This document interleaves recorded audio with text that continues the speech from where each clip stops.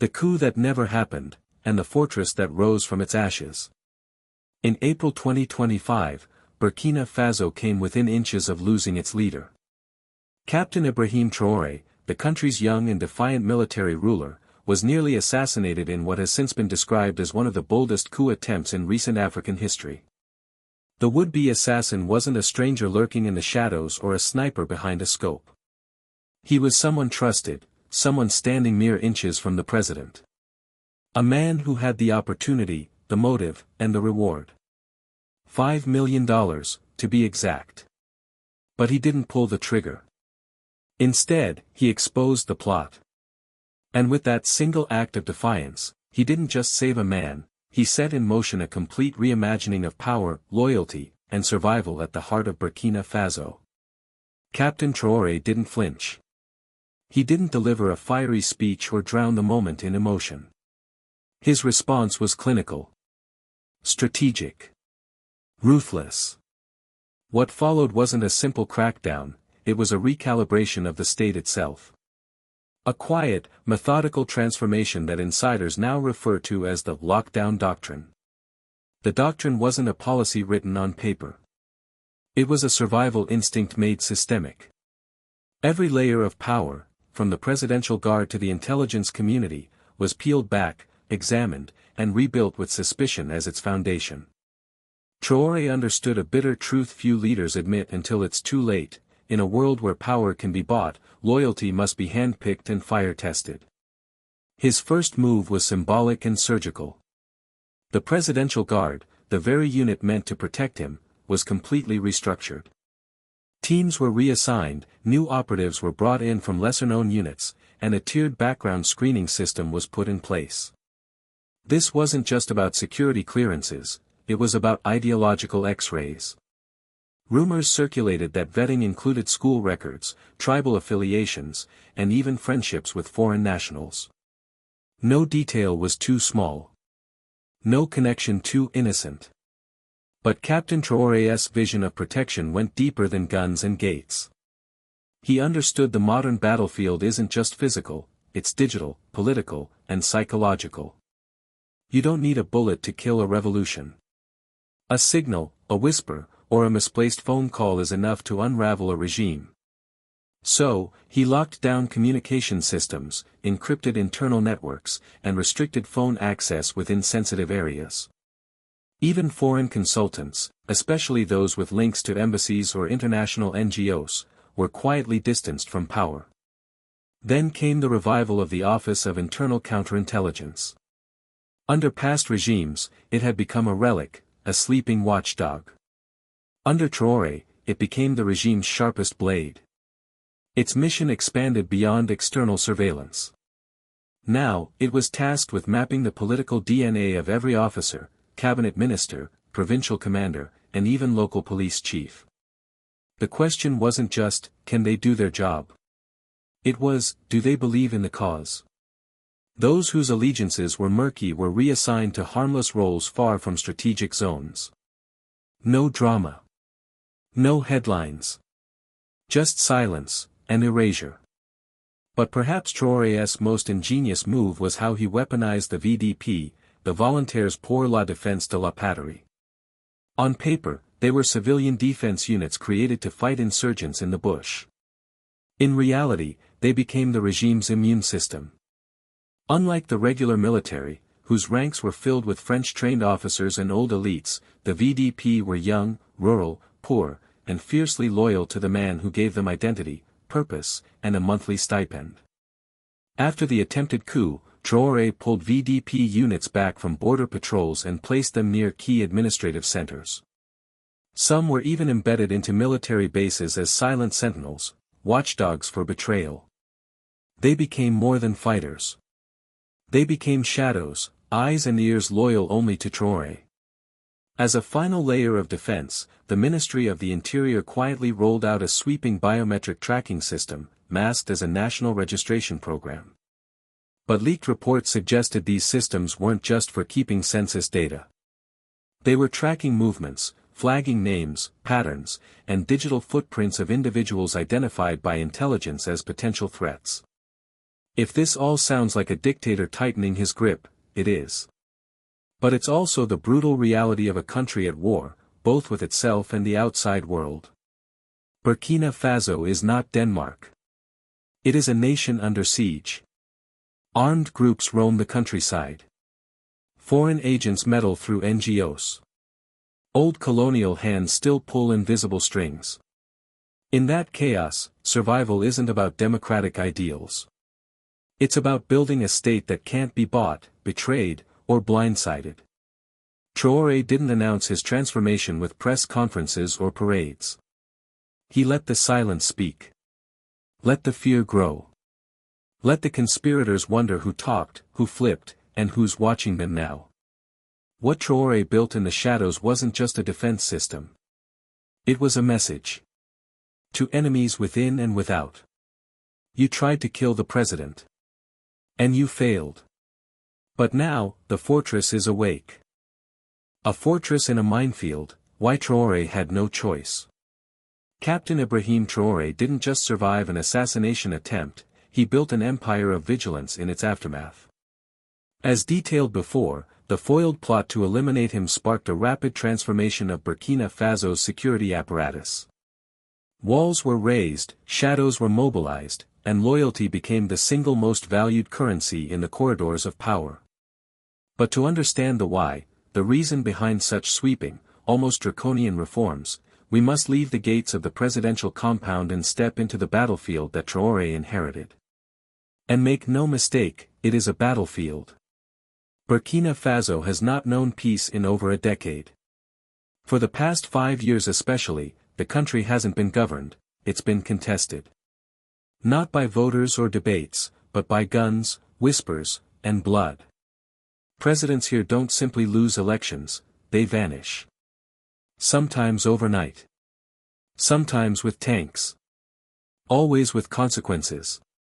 The power struggle in Burkina Faso isn't metaphorical, it's literal, and Traoré knew that the day he took office. In September 2022, at just 34 years old, Captain Ibrahim Traoré staged a daring, near-bloodless coup and overthrew Lieutenant Colonel Paul-Henri Sandaogo Damiba, who himself had come to power only months earlier after toppling President Roch Kabore. Damiba had promised stability. What he delivered was stagnation, and more foreign interference. Most of all, he leaned heavily on France, a decision that alienated the people and fractured the military. While militants torched villages and claimed territory, the capital drowned in bureaucracy and speeches. The people were bleeding, and the state was paralyzed. Traoré stepped in not just as a soldier, but as a symbol. Young, audacious, and unapologetically Pan-African, he was hailed by many as the Thomas Sankara of a new generation. There were cheers in the streets. Hope flickered. But that moment of unity was fleeting, because even before the ink dried on the new orders, the knives began to come out. Between 2023 and 2024, there were not one, not two, but 4 confirmed coup attempts against Traoré. These weren't speculative rumors. They were real, tactical operations designed to end his rule, some potentially his life. The first plot came just months into his leadership. Orchestrated by officers still loyal to Damiba, it was reportedly backed by regional actors unsettled by Traoré's anti-French stance and reorientation of national loyalty. They underestimated him. The plan was exposed, arrests were swift, and Traoré sent a chilling message to the nation: not all enemies carry rifles and chant slogans. Some wear medals and speak French. The second and third attempts were quieter, more strategic. Mid-ranking officers at a military base near Ouagadougou had been quietly rallying support, capitalizing on the simmering resentment over delayed pay and sweeping structural reforms. Traoré's shake-up of the military, his purge of old loyalties, had bred enemies beneath the surface. The third plot, however, struck even deeper. It came from within the National Gendarmerie, the very unit charged with internal state protection. If betrayal had reached them, then no part of the state could be assumed safe. And then there was the fourth, and most haunting, attempt, the $5 million bribe offered to one of Traoré's own bodyguards. The man could have pulled the trigger. He didn't. He spoke up. But the message was clear: someone, somewhere, was ready to pay dearly to see Traoré fall. These weren't just attempts to change leadership. They were attempts to unmake a man. To crush a movement before it could harden into something lasting. And all of this unfolded as the country itself was breaking apart. Today, over half of Burkina Faso's territory is under partial or complete control of armed insurgent groups. In vast stretches of land, the national flag no longer flies. Schools are empty. Local leaders bow to militants, not ministers. In these shadow zones, the government doesn't exist, only power, guns, and fear. Is it any wonder, then, that Traoré responded the way he did? The fortress he built, documented in the aftermath of the failed assassination, is not just about personal protection. It's about survival in a world where the enemy isn't just across the border, he's at the meeting table, on the phone line, sometimes even in uniform. Traoré didn't create a surveillance state out of vanity. He created it because the state, as it existed, could no longer protect itself. Even foreign actors weren't above suspicion. Western diplomats grew unusually curious. Aid workers lingered too long in sensitive regions. Old political families, many of them silent since Damiba's fall, began testing the air again, as if waiting for the wind to change. And in every insurgent attack, every failed mission, every supply delay, there could be a signal, a whisper, or a mole. Traoré's paranoia wasn't misplaced. It was earned. In a system where betrayal is currency and coups are tradition, he wasn't just defending a seat of power, he was defending the very idea of national continuity. Yes, he raised walls. Yes, he purged ranks and encrypted lines and silenced corridors. But he did so in a minefield, not a meadow. And the message he carved into every brick of that fortress was simple. You will not take this country from me, not with bullets, not with bribes, not with fear. The $5 million question: killing a man or a movement? The gun never fired. But the silence it left behind spoke volumes. In the fortified heart of Ouagadougou, where security had been reinforced after multiple coup attempts, something more dangerous than insurgents or mutineers crept into the president's shadow: a bribe. Not just any bribe, but an astronomical $5 million offer to one of Ibrahim Traoré's own bodyguards to pull the trigger. The man refused, reported the plot, and the world heard what might be the most chilling signal yet: Traoré wasn't just a president under threat, he had become a symbol whose death could shift the balance of an entire region. This plot didn't come out of nowhere. It was the logical evolution of the chaos Traoré stepped into and the resistance he's stirred up since. As explored previously, Traoré rose to power in a vacuum of governance, amid insurgency, betrayal, and widespread disillusionment.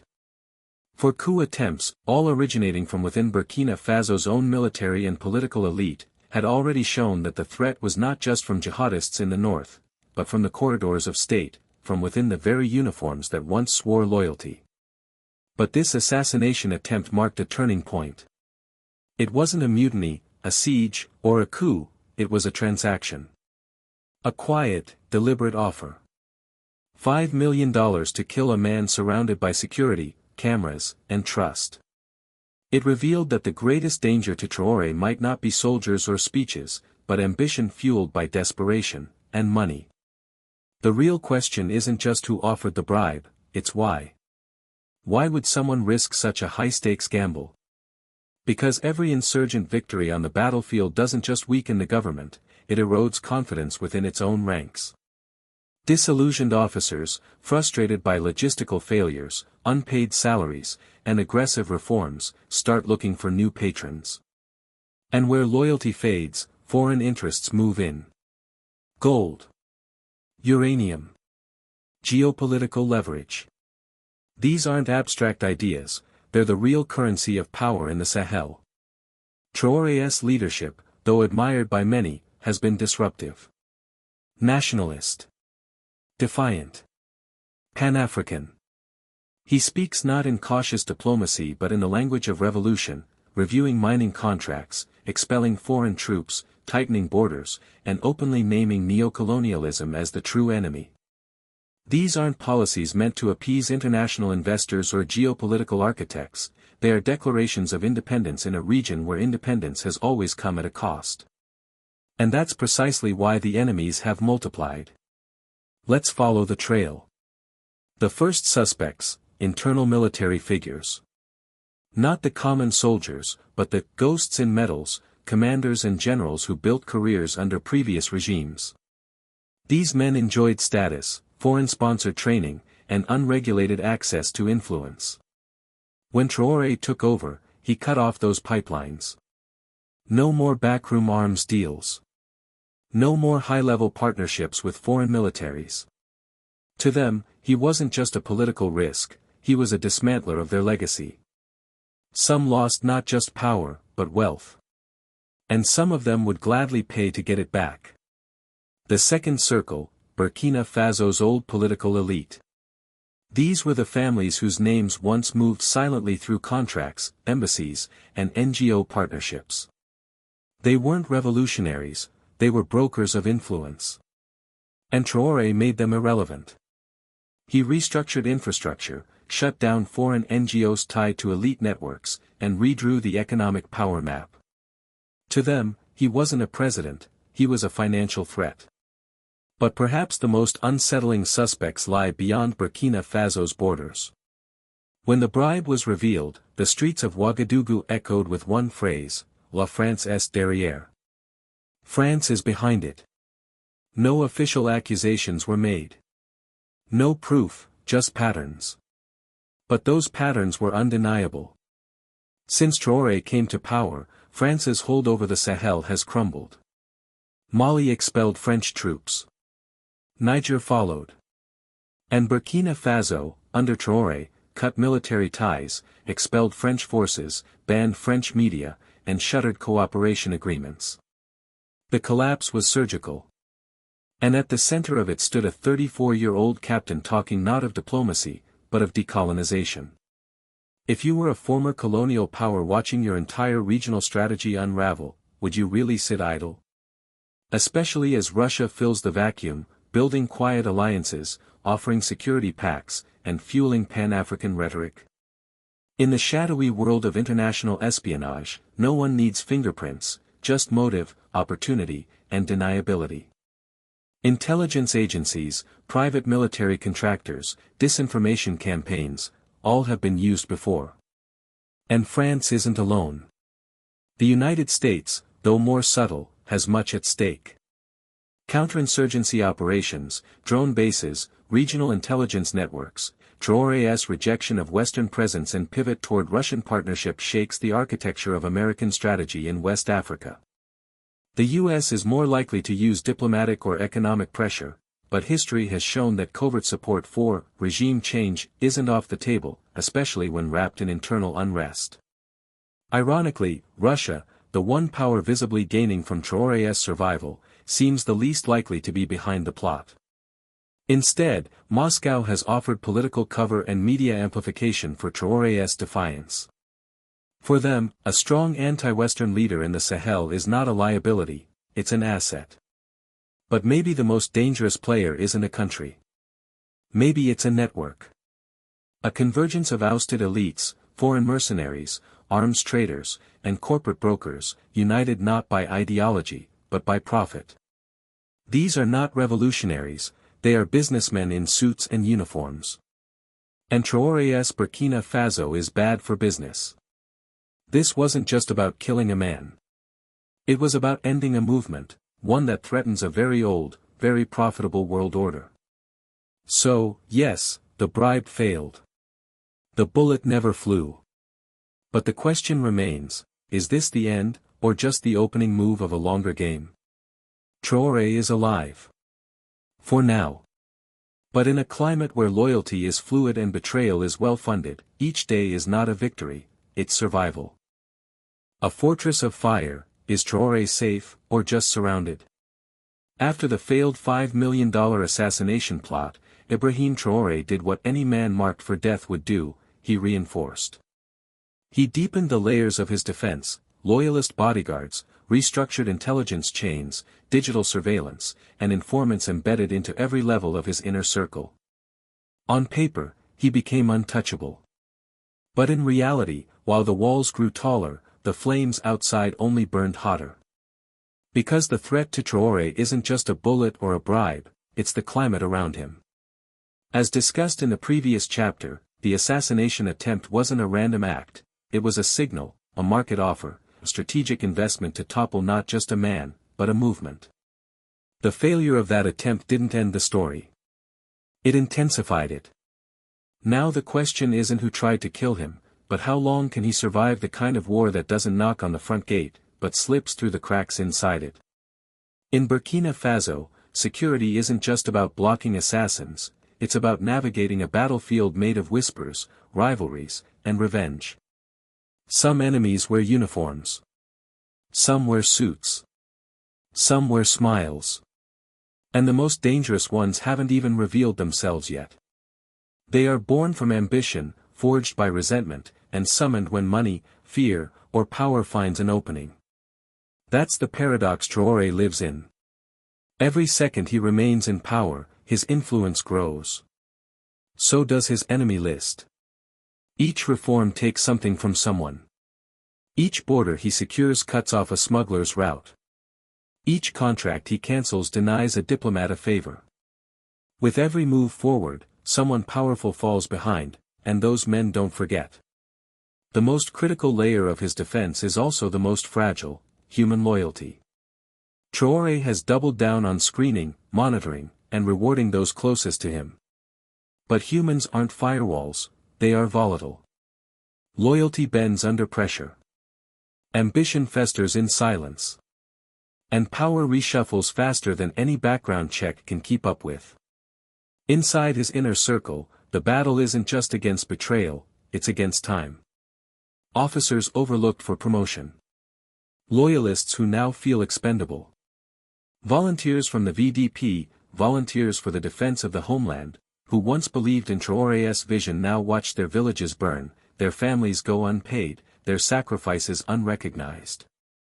In such a system, loyalty has an expiration date. And when hope runs dry, all it takes is one whisper, one night, one room too quiet. Traoré's intelligence network is more aggressive than ever, intercepting calls, mapping communications, following money trails. But surveillance isn't omniscience. You can track encrypted emails, but not side glances in a military tent. You can follow bank transfers, but not quiet discontent during a late-night patrol. The act of tightening control often breeds the very resentment it aims to suppress. Then there's the external environment, a battlefield Traoré can't fence off. His pivot toward Russia and the creation of the Sahel Military Alliance has earned him new friends, but painted a target on his back. Western interests, especially France and the United States, may no longer hold sway over Ouagadougou's barracks, but they still control the levers of economic influence. In a modern war, you don't need tanks when you can freeze aid. You don't need mercenaries when you can manipulate perception. Algorithms can amplify unrest. Sanctions can choke state systems. Tech companies can flick switches that cut communications overnight. Traoré may have silenced guns. But he's now fighting wars that don't make headlines, wars waged in spreadsheets, servers, and foreign boardrooms. The final front line is perhaps the most unpredictable, public perception. Right now, Traoré commands admiration, especially among youth, anti-colonial thinkers, and rural communities who see him as the heir to Sankara's vision. He speaks boldly, acts defiantly, and radiates a kind of ideological clarity that has galvanized a movement. But popularity is not permanence. The insurgency continues. The economy still stumbles. Lawlessness persists in key regions. And while the people still cheer, a dangerous question is beginning to echo louder: is this revolution actually working? What happens when results don't match the rhetoric? When electricity falters, food prices rise, or peace remains elusive? What happens when the revolution stops feeling like progress and starts feeling like stagnation? Because in a country where coups are often born in silence, it won't be a bullet that undoes Traoré, it could be a pause. A silence in the crowds. A silence in the villages. A silence in the heart of a nation that once roared in support. When people stop cheering, they don't always protest. Sometimes, they just withdraw. And that's when Traoré becomes most vulnerable. So, is Ibrahim Traoré safe? The honest answer is, safer, but not safe. His fortress is stronger. His network is wider. His strategy is sharper. But time isn't an ally. It listens to the next man too. Because in Burkina Faso, history has proven again and again, fortresses don't save leaders. Momentum does. And if Traoré can't sustain that momentum, if he loses the emotional, political, and strategic trust of those around him, his enemies won't need another $5 million. They'll need a single moment of weakness. One crack. One window. One silence. And in this game, sometimes silence is louder than the explosion that never came.